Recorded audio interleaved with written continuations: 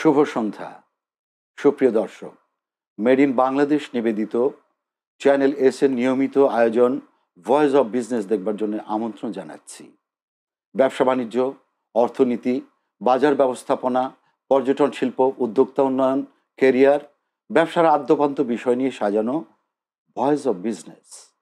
আজ আমাদের মাঝে সম্মানিত আলোচক হিসেবে উপস্থিত আছেন জনাব Mohammad Kamal Pasha, managing director BDFly aviation and tourism limited. আজকে আমাদের নির্ধারিত বিষয় পর্যটন শিল্পের উন্নয়নে গ্রাহক সেবার মান, এর সমস্যা এবং সমাধান কল্পে করণীয় বিষয় নিয়ে আজ আমরা কথা বলবো আলোচকের সাথে। আমরা যাচ্ছি সম্মানিত আলোচকের কাছে। সম্মানিত আলোচক, নিশ্চয়ই ভালো আছেন? আলহামদুলিল্লাহ। তো আপনার কাছে প্রথমেই জানতে চাইবো যে বর্তমানে পর্যটন শিল্পের কি অবস্থা বিরাজ করছে, বিশেষ করে আভ্যন্তরীণ এবং বৈদেশিক পর্যটন।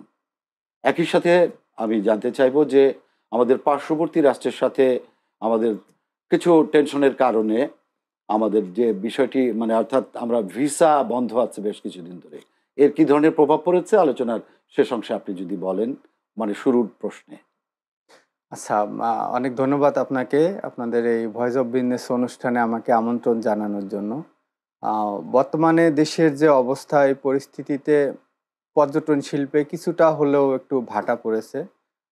বিশেষ করে আমাদের এই দেশে একটা পট পরিবর্তন হলো এবং আমাদের পার্শ্ববর্তী বন্ধু প্রতিম যে দেশ, তাদের সাথে একটু সম্পর্কের টানপোড়েনের কারণে পর্যটন শিল্পে কিছুটা স্তিমিত হয়ে আছে।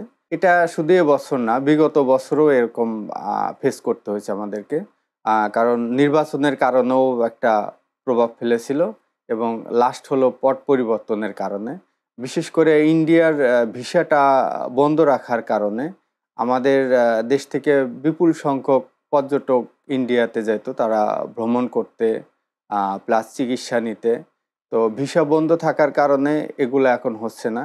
তো ভিসা সহ আরও আনুষঙ্গিক অনেক বিষয়ের সাথেই ইন্ডিয়ার ট্যুরিজম যেমন জড়িত ছিল, বাংলাদেশেরও বেশ কিছু ট্যুরিজম কোম্পানি তাদের সাথে জড়িত। গেস্ট পাঠানো, হোটেল বুকিং দেওয়া, এয়ার টিকিট কাটা, এগুলো অনেক বিষয়ে জড়িত ছিল। তো সেগুলো এখন মোটামুটি বন্ধই আছে।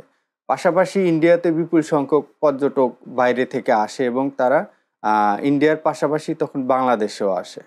তো এখন হলো বাংলাদেশের সাথে সম্পর্ক খারাপ হওয়ার কারণে বর্ডারগুলো বন্ধ, ম্যাক্সিমাম সময় বন্ধ হয়ে যাচ্ছে বা গন্ডগোল হওয়ার কারণে তারাও বাংলাদেশে আসতে আসলে উৎসাহিত হচ্ছে না, বা ওখানকার যে ট্যুরিজম কোম্পানিগুলো আছে তারাও ব্যক্তিগতভাবে উৎসাহিত করছে না। কিন্তু আমাদের দেশের পর্যটনের কি অবস্থা, অর্থাৎ আভ্যন্তরীণ যে ট্যুরিজমগুলো হয় সেই সবের ক্ষেত্রে কেমন অবস্থা? যেমন মাঝখানে সেন্ট মার্টিন বন্ধ ছিল কিছুদিন, এখন স্বল্প পরিসরে ওপেন করে দিয়েছে, এটার কি অবস্থা? অভ্যন্তরীণ ট্যুরিজমের বিষয়ে যদি আমরা আসি, খুব একটা ভালো অবস্থানে নেই আমরা বলবো। কারণ আপনি জেনে থাকবেন যে সেন্ট মার্টিন তো বন্ধ আছে, পাশাপাশি আমাদের যে পার্বত্য অঞ্চলের যে ট্যুরিজমের যে বড় একটা হাব, সেটাও বন্ধ ছিল, প্রায় 1 মাসের মতো বন্ধ ছিল। সেই পার্বত্য অঞ্চলটা খুলে দেওয়ার কদিনের মাথায় আবার সমস্যা সৃষ্টি হলো। এখন সাজেকে যাওয়া আবার বন্ধ করে দিয়েছে। তা আমাদের এই যে দেশ বাংলাদেশে মোটামুটি অক্টোবর, নভেম্বর, ডিসেম্বর, জানুয়ারি, মূলত নভেম্বর পর্যন্ত কন্টিনিউ করে। বিশেষ করে নভেম্বর ডিসেম্বরটা বেশি টুরিস্টরা বিভিন্ন জায়গায় বাংলাদেশের বিভিন্ন দর্শনীয় স্থানগুলো ঘুরতে যায়। কারণ পরীক্ষা শেষ হয় বা যারা চাকরিজীবী আছে তাদের বছর শেষে যে ছুটিগুলো আছে, সেই ছুটিগুলো নিয়ে তারা চায় যে তাদের ফ্যামিলিকে নিয়ে একটু ফ্যামিলি টাইম পার করার জন্য। তো সেই জায়গায় এসে হলো আমরা এবছর খুবই হতাশ আর কি। ব্যবসা বাণিজ্য নেই বললেই চলে। ট্যুরিজম স্পট যেগুলো আছে সেগুলোতে বুকিং নেই বললেই চলে, শূন্য হয়ে আছে। এর বিধিনিষেধের কারণে বন্ধ থাকা, এটা একটা বিষয়। আর একটা বিষয় হচ্ছে যে আপনার পার্বত্য অঞ্চল বন্ধ হয়ে যাওয়ার পরে আমাদের সম্ভাবনাময় একটা জায়গা হলো কক্সবাজার এবং সেন্ট মার্টিন। সেন্ট মার্টিন যেটা আপনার 4 মাস খোলা থাকতো আগে, অক্টোবর, নভেম্বর, ডিসেম্বর, জানুয়ারি, ফেব্রুয়ারি, কোনো ক্ষেত্রে ফেব্রুয়ারির মাঝামাঝিতে যেত। কিন্তু আমাদের এই নতুন গভর্নমেন্ট আসার পরে দেখা গেছে যে তারা সেন্ট মার্টিন নিয়ে নতুন করে একটা পরিকল্পনা করলো, কি এখানকার পরিবেশ এবং জীববৈচিত্র্য প্রতিবেশ রক্ষার জন্য। হ্যাঁ, তারা বলছে যে এখানে পর্যটক একটা সমাগমটা লিমিটেড, হ্যাঁ লিমিট হ্যাঁ, করা। লিমিটেড করে দিবে, যে 2000-এর বেশি প্রতিদিন যেতে পারবে না এবং রাত্রি যাপন করতে দেবে না, শুধুমাত্র ডিসেম্বর এবং জানুয়ারিতে রাত্রি যাপন করবে। বিশেষ করে ওখানে সেন্ট মার্টিন দ্বীপে যে বসবাস করে ওখানকার যারা লোকজন আছে তাদের জীবনে সবচেয়ে বেশি প্রভাব ফেলেছে, কারণ ওদের ওখানে ইনকামের আর কোনো উৎস নেই। কিছু আছে মাছ ধরে, আর বাকি সবাই আছে যে এই 4 মাস যে বিজনেস হয় পর্যটন, সেই পর্যটনের এই বিজনেস দিয়ে তাদের বাকি যে বছরগুলো সময়গুলো তারা পার করে দেয়। এর বাইরে তাদের ইনকাম কোনো সোর্স নেই। ওখানকার প্রতিটা লোক কোনো না কোনোভাবে ট্যুরিজমের সাথে জড়িত। যে যার কোনো সম্পদ নেই সে আছে ওখানকার রিক্সা চালাচ্ছে, অটো চালাচ্ছে, খাবার বিক্রি করতেছে বা খাবার হোটেলে কাজ করতেছে বা রিসোর্টগুলোতে কাজ করতেছে। তো এই বড় একটা হাব ছিল আমাদের সেন্ট মার্টিন পর্যটনের জন্য। আর পাশাপাশি যদি এই শুধু সেন্ট মার্টিনের উপরে এতটা চাপ সৃষ্টি না করে বাংলাদেশে যে আরো কিছু কিছু ট্যুরিজম এরিয়া আছে, দ্বীপপুঞ্জ আছে, যেমন আহ, কুতুবদিয়া, মহেশখালী, হাতিয়া, সন্দ্বীপ, সোনাদিয়া, তারপরে আপনার চরকুকরি মুকরি, এই এই এই সব জায়গাগুলোকে কি আরেকটু ওয়াইডার করলে, মানে আহ, ভ্রমণ উপযোগী করলে পরে কি তার সমস্যা কিছুটা সমাধান হতে পারে বলে কি আপনি মনে করেন? ধন্যবাদ, আপনি গুরুত্বপূর্ণ একটা প্রশ্ন উঠেছেন, যেটা আমাদের যে পরিবেশ রক্ষার জন্য, যেটা আমাদের যে সেন্ট মার্টিন যাওয়া বন্ধ করলে যে আসলে বাংলাদেশের যে পরিবেশের উপর যে বিরূপ প্রভাব সেটা ঠিক হয়ে যাবে, আসলে বিষয়টা ওরকম না। সেন্ট মার্টিন দ্বীপ একটা প্রবাল দ্বীপ, এখানে লোকজন বেশি পর্যটক গেলে সেটা প্রবাল দ্বীপের ক্ষয় হবে, বিশ্বের কয়েকটির মধ্যে একটি মাত্র, একটি, হ্যাঁ খুব ক্ষয় হবে। বেশি এটা প্রবাল দ্বীপ যেমন নাই। এটা যেমন ঠিক, তেমনি আমি অ্যাট দ্য সেম টাইম যদি বলতে চাই, বাংলাদেশের আমাদের যে ভৌগোলিক কারণে আমরা যে একটা ভৌগোলিক কারণে আমাদের জলবায়ুর ভয়ানক অবস্থায় আছি, এটার জন্য কি শুধু সেন্ট মার্টিন দ্বীপই দায়ী? পরিবেশের ভারসাম্য নষ্ট করার জন্য সবচাইতে বেশি দায়ী হলো আপনার সিএফসি গ্যাস, যেটা হলো আপনার থেকে এসি থেকে, তারপরে কালো ধোঁয়া থেকে, এগুলা থেকে নির্গত হয়। আমি আরেকটা বিষয় আমি আসি, সেখানে হচ্ছে যে এই জলবায়ুর প্রভাবের কারণে যে কটা পৃথিবীর মধ্যে দেশ ক্ষতিগ্রস্ত, দক্ষিণ এশিয়ার মধ্যে আমরা তার ভিতরে অন্যতম। এবং 50 বছর পরে যে বাংলাদেশের নিম্ন অঞ্চল ডুবে যাবে এরকম একটা পূর্বাভাস দেওয়া আছে। আমার নিম্ন অঞ্চল যদি সবই ডুবে যায়, সেন্ট মার্টিন তো ওখানে ভেসে থাকবে না, ওটাও ডুবে যাবে। সো যতদিন আছে এটাকে, পর্যটনটাকে নার্সিং করা, এটা কিভাবে করা যায়, পর্যটনটাকে আরো এগিয়ে নেওয়া যায় সেটা করে, এবং সর্বোপরি জলবায়ুর প্রভাব মোকাবেলা করার জন্য আমাদেরকে ব্যবসার পয়েন্ট অফ ভিউ থেকে দেখলে অবশ্যই আপনি দেখবেন ব্যবসার উন্নয়ন, মানুষের রুটি রুজির বিষয়টি, কিন্তু পরিবেশ ধ্বংস হয়ে গেলে যে অর্থনৈতিক অন্যভাবে ক্ষতিগ্রস্ত হবে সেই বিষয়টিও দেখার বিষয়। এবার আপনার কাছে অন্য আরেকটি বিষয় জানতে চাইবো, যে দেশে অসংখ্য ট্যুরস অ্যান্ড ট্রাভেল এজেন্সি গড়ে উঠেছে, তো এই সব ক্ষেত্রে দেখা যায় যে এর ইতিবাচক কিছু দিক আছে। আপনি বললেন যে ব্যবসার এইরকম একটা ট্যুরিজমের অবস্থা ভালো না, তারপরেও অসংখ্য ট্রাভেল অ্যান্ড ট্যুরস গড়ে উঠেছে। তো সেদিক থেকে এর ইতিবাচক দিক যেমন আছে, নেতিবাচক কিছু প্রভাবও আছে। নেতিবাচক দিক কি আছে বলে আপনি মনে করেন, বা এত বেশি বেশি ট্যুরিজম কোম্পানি বা ট্রাভেল এজেন্সি গড়ে উঠছে যে? হ্যাঁ, ট্রাভেল এজেন্সি বেশি বেশি গড়ে উঠছে, এটা ভালো, পজিটিভ দিক উঠবে। যত ট্রাভেল এজেন্সি হবে, গ্রাহক সেবার মানটা যদি ধরে রাখা যায়, তাহলে গ্রাহকদের দোরগোড়ায় আমরা হলো যে ট্রাভেল যে সেবাটা সেটা পৌঁছে দিতে পারবো। বাট আপনি যেটা বলছেন, এটার কিছু খারাপ প্রভাব আছে। সেটা হলো আমরা একটা এজেন্সি করার জন্য যে গভর্নমেন্টসের কিছু রুলস আছে, সেই রুলস অ্যান্ড রেগুলেশনগুলো মেনে করতে হবে, মেনটেন করা। যেমন আমার কোম্পানি, আমরা হলো আটাবের সদস্য, টোয়াবের সদস্য, এরকম অনেকগুলো প্রসিডিউর মেনটেন করে আসতে হয়। এখন আমার একটা দায়বদ্ধতা আছে, আমি যখন আমি একটা ট্যুরিস্টকে যখন সেবা দেব, আমার সেবার মান যদি খারাপ হয়, তাহলে তার কিন্তু বলার একটা জায়গা আছে, যেমন আটাবে গিয়ে বিচার দিতে পারবে, টোয়াবে গিয়ে বিচার দিতে পারবে। কিন্তু এখন দেখা গেছে যে অনেক নাম সর্বস্ব এজেন্সি চলে আসছে, ফলে সেখানে দেখা যায় যে এক ধরনের চটকদার কম্পিটিশন আছে। এটা অনেকটা আনহেলদি কম্পিটিশন, যেটাকে বলা হয় যে এগ্রেসিভ কম্পিটিশন, যে তাদের চাইতে আমরা ভালো দেব, তাদের চাইতে কমে দেব, এরকম কিছু কিছু বিষয় আছে। এই বিষয় নিয়ে আমরা আরও কথা বলবো। আমাদের বিরতির সময় হয়েছে। প্রিয় দর্শক, নিয়ে নিচ্ছি আমরা ছোট্ট একটি বিরতি, অল্পক্ষণের মধ্যেই ফিরব, থাকবেন আমাদের সাথেই।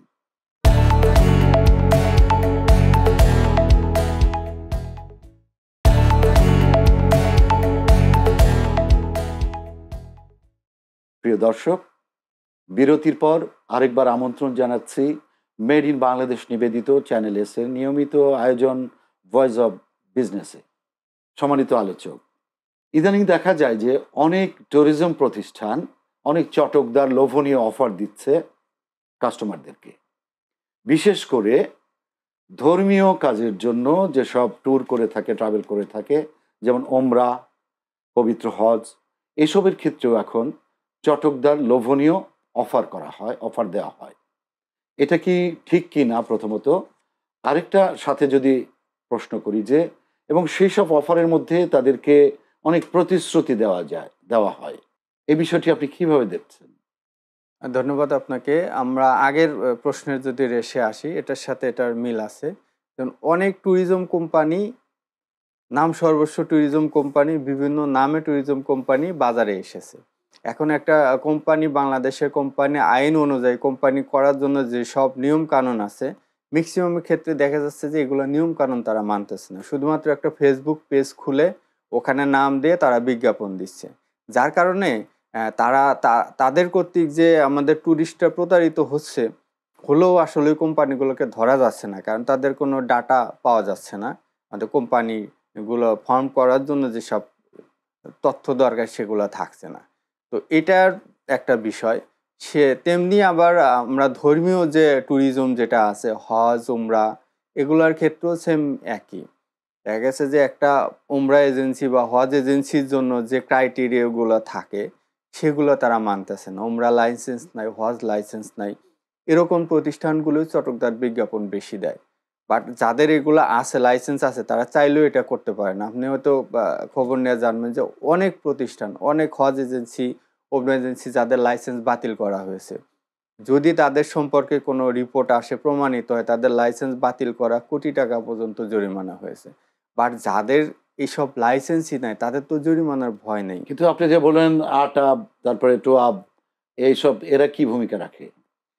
আটাপ্রপ অবশ্যই ভূমিকা রাখে, বাট এরা তো এগুলোর সদস্য না। এখন আমাদের যে দেশের যে জনগণ আছে, জনগণের সচেতনতার অভাব।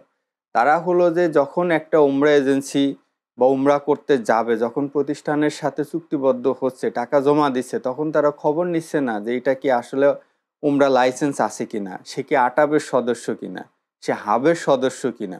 এই খোঁজ খবরগুলো না নেওয়ার কারণে এরকম হয়।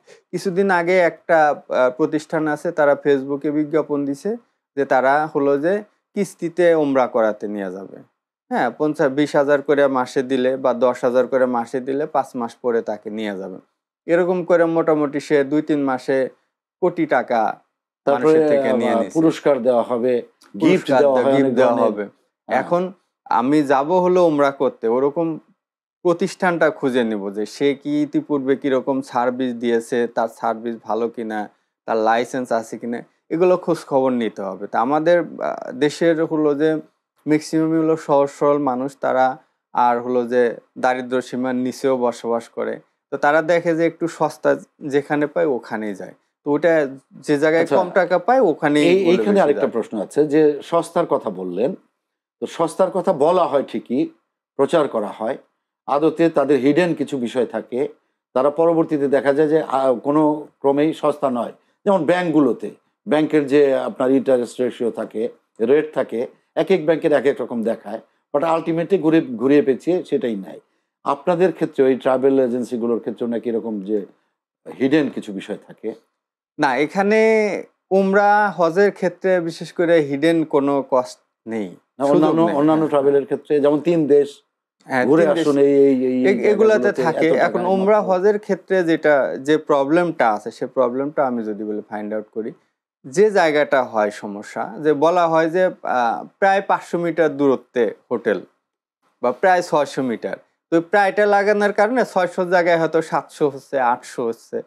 কারণ ওই যে সবাই এসে কম টাকা খোঁজে, তো প্রতিযোগিতায় টিকে থাকার জন্য একটু 5,000 টাকা কমায় দেয়, হোটেলটা একটু দূরে দিচ্ছে। হ্যাঁ, এটা একটা এইসব হয়, ব্যাপারে কে এটা বা হয়। কারা ভূমিকা নিতে পারে এই গ্রাহক সেবার মানের প্রশ্নে বা এই প্রতারণার হাত থেকে মুক্ত আচ্ছা, হওয়ার জন্য গ্রাহক কাদের সেবার ভূমিকা? আপনাদের, আটাবের, তোয়াবের বা হাবের বা সরকারের পক্ষ থেকে? আটা এটা তো হাব আছে, আটাব আছে, তাদেরকে যদি কেউ সুনির্দিষ্টভাবে অভিযোগ করে এবং সেটা যদি প্রমাণ দিতে পারে, তাহলে আহ, ইতিপূর্বে অনেক ঘটনা আছে যে ব্যবস্থা নেওয়া হচ্ছে। কিন্তু অনেকে আছে অভিযোগ দেয় না, শুধু বলে, বাট জায়গা মতো অভিযোগটা দিতে হবে। আর সেকেন্ড হলো যেটা রেটটাই আসলে বেশি। আমরা হলো যে চাইলেও উমরা আগে যেমন 70,000 টাকা উমরা করানো যেত, এখন যাচ্ছে না।